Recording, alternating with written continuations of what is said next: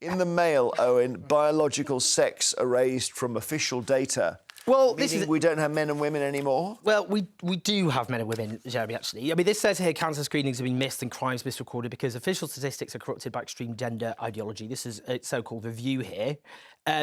So the reason... OK, firstly, the number of people who are trans in Britain is a tiny, tiny number. The number of people... it's about, what, 0.3%? Something along those lines. So the idea it has an overall impact, significant impact in data is just a nonsense. The other thing is what often happens is medical institutions, for example, they give two options. What is your gender and what was a separate option if it was separate at birth, where you can then separately add that. The point here, because it says, for example, cancer screenings are being missed. Now, here's an issue which isn't, for example, addressed enough. We have thousands of trans men. I've got friends who are trans men. That's people who've transitioned. They were assigned female at birth. They've transitioned to being men. Now, there's a big problem with cervical screenings and tests for trans men. Why is that? Because all the it's the public health campaigns are all directed at women. So then they must work it out. No, because that's not how it works. Yeah, but so there's a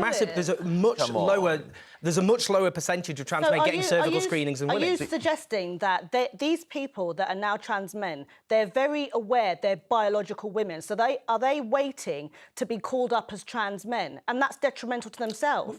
They know that their internal organs are that of a female. So when the NHS says, you know, pushes that drive for cervical screenings of women, they know they fall into that category. The percentage of trans men getting cervical screenings is much lower. Why? Well, I just said they know that their internal... I've said that... Why aren't they coming forward then? Because you need public health campaigns that directly target them. I have letters all the time. I have letters all the time. What do you mean, no? Yes. Wait, Owen, I get a letter. I'm just telling you a fact. My letterbox, reminders. I get multiple reminders. I get multiple texts to say, your screening is coming up. I'm sure trans men get that too. Owen's point is, if you're a trans man, yes, you don't want to be addressed as a woman, because that's going to fly over your head.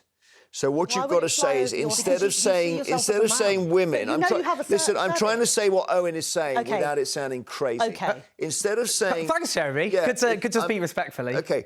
Instead of saying all women come for your cervical screening... Yes. You've got to say all people with cervixes...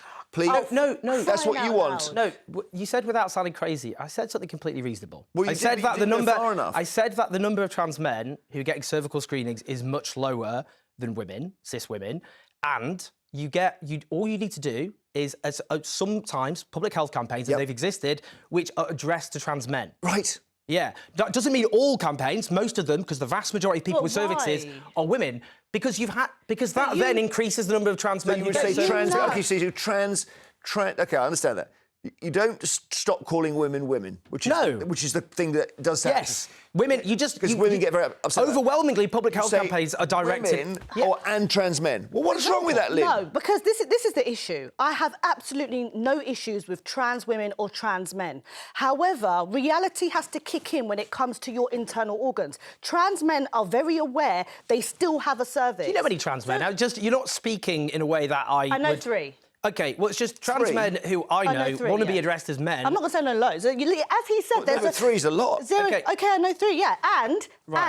And two of them agree with me. They are under no illusion that just because they've decided to change into a trans man does not eradicate their female organs. Sorry, trans men don't deny that. That's not the issue. OK, so why are they not coming up for screening? Because you need public health campaigns that are directed at people as they feel they are. It's very straightforward. Well, I think we won't get it. I understand if it's the case that a trans man will see the word woman... They just switch off. And he won't recognise a description of himself in that.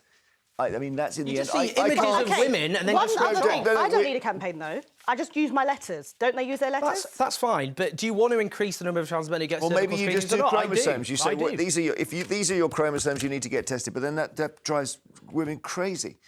All right. God, we'll never get to the end of that.